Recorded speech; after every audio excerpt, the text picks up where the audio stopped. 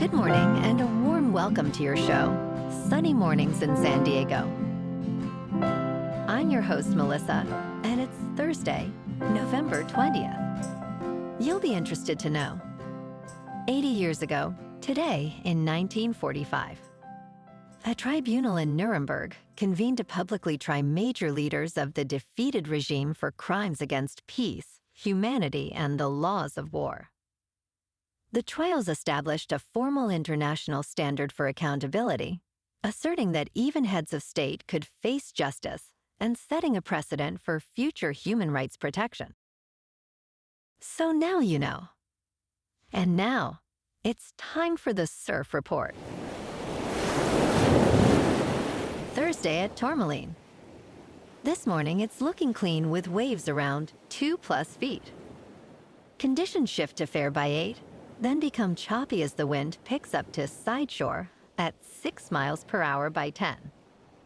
Expect choppy waves holding around 2 to 3 feet through the afternoon as winds increase to 12 miles per hour. Best time to ride is at 6 a.m. with a 5-foot incoming high tide, when the west-northwest swell is 1.5 feet at 12 seconds and the offshore wind is 3 miles per hour. The first high tide on Thursday will be 6 feet at 8 a.m., followed by a 1/2-foot low tide just before 3:30. The nearshore buoy at Mission Bay West reads 64 degrees for the water temperature.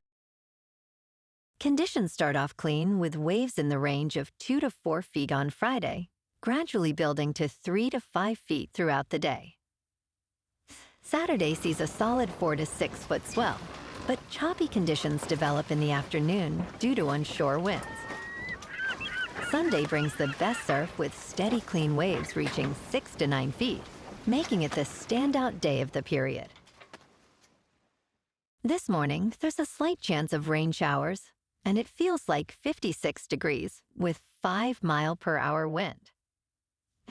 The sunset will take place at 4:45, and it will rise again tomorrow at 6:27.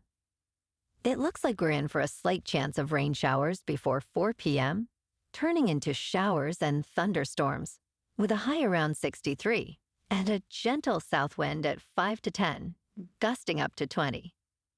Tonight, expect cloudy skies with more showers and thunderstorms, a low near 55, and a south wind at 10 to 15, gusting up to 25.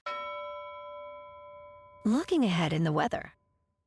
Friday will be mostly cloudy with showers and thunderstorms likely and a high near 63, with southeast winds 5 to 10 miles per hour gusting as high as 20 and a chance of rain around 60%. A few lingering showers are possible Friday night with a low near 53.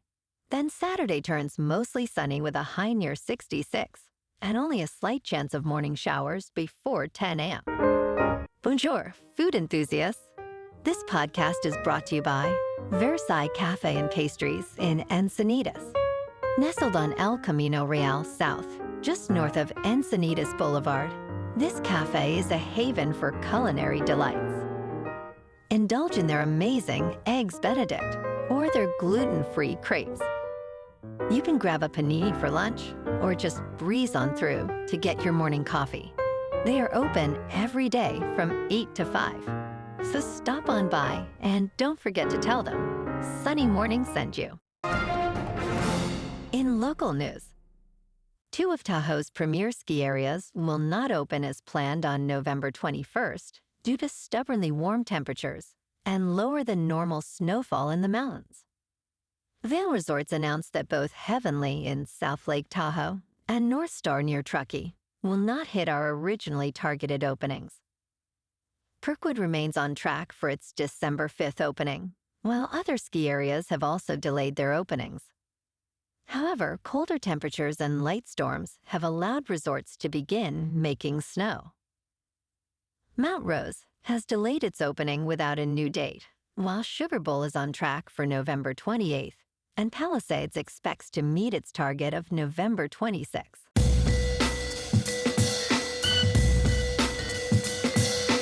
Now on to sports. The NBA season is in full swing, and teams are starting to reveal their true potential. In the Western Conference, the defending champion Thunder and the improved Nuggets are clear contenders. In the Eastern Conference, the Cavaliers and Knicks stand out as potential title threats. Teams like the Minnesota Timberwolves, Detroit Pistons, Los Angeles Lakers, and Milwaukee Bucks are one move away from being serious contenders. Each team has specific trade targets to enhance their chances of winning the NBA title. In local sports, the Seidler family has begun exploring the potential sale of the San Diego Padres just a day before the second anniversary of Peter Seidler's death. According to league sources, the team carries approximately $300 million in debt, along with several onerous player contracts. Padres chairman John Seidler stated, "We will undertake this process with integrity and professionalism, honoring Peter's legacy." While the Padres focus on their players and fans, they are also seeking a new owner who shares Peter's vision of building a competitive team. The Seidler family has engaged merchant bank BDT and MSD partners to assist in this exploration. In top news, the Social Security Administration has scrapped plans to limit disability benefits after significant backlash from older Americans. This decision followed an article in the Washington Post that reported potential loss of benefits for many. Commissioner Frank Bisignano assured advocates that the controversial proposal would not proceed. Advocates celebrated the decision, emphasizing the importance of Social Security disability insurance for those unable to work. Rebecca Vallis, CEO of the National Academy of Social Insurance, praised the administration's choice to avoid cuts. Concerns remain that changes could still affect eligibility for thousands of older Americans seeking benefits. In business news, Bitcoin has entered a death cross, and Ethereum is not far behind. Crypto traders who bought near recent highs are feeling the pain as the market declines. Bitcoin is now around $88,000, down over 20% in the last month. The overall crypto market has fallen to $3 trillion, with 95% of coins in the red. The Fear and Greed Index has dropped to 16, indicating extreme fear. Meanwhile, traders on Myriad predict Bitcoin may drop to $85,000, while Ethereum could slide to $2,000. Bitcoin is currently down 3% to about $92,000. Ethereum is down 5% to just over $3,000. And XRP is down 5% to $2.13. Moving on to a more local vibe. In our community spotlight on health and wellness, we are working with a national Pilates studio to bring you some free classes, so listen up. Check out Club Pilates, with several locations in the San Diego area. Pilates presents a comprehensive wellness approach, cultivating strength, reducing tension, and elevating mental well-being. Scientific research affirms its benefits. So now you can check out Club Pilates for a free class, with locations in Encinitas, Solana Beach, Oceanside, La Jolla, and more. Just be sure to tell them Sunny Morning sent you by. And now, back to the show. Let's talk science.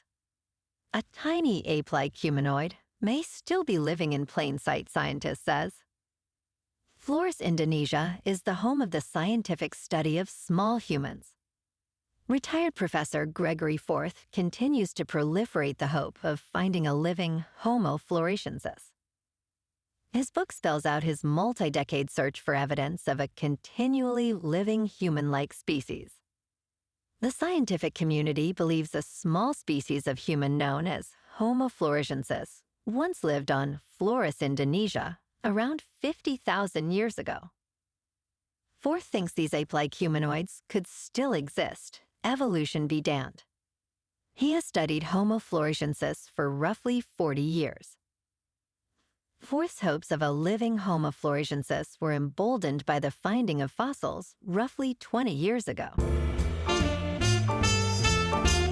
in entertainment news, Netflix has informed Warner Brothers Discovery Management that it would continue releasing the studio's films in theaters if its acquisition of the company is successful, Bloomberg News reported on Wednesday. The existing theatrical release contracts of Warner Brothers would be honored, according to the report, which cited sources familiar with the matter. Reuters could not immediately verify the report. This news could reshape the future of theatrical releases if the acquisition proceeds, highlighting Netflix's commitment to maintaining traditional cinema experiences. Stay tuned for further updates on this developing story. Well, alrighty, folks, it's time for the quote of the day. And today, our quote comes from the American lawyer and Supreme Court Justice, Robert H. Jackson. And he said, "The ultimate purpose of the Nuremberg trials was to make the law of the future, not merely to punish the past." And that's a wrap for this morning. You can check out our Instagram, YouTube, and TikTok for some captivating aerial videos with local news and the surf reports. Have an amazing day, my good friends. We'll see you tomorrow with another episode of Sunny Mornings in San Diego.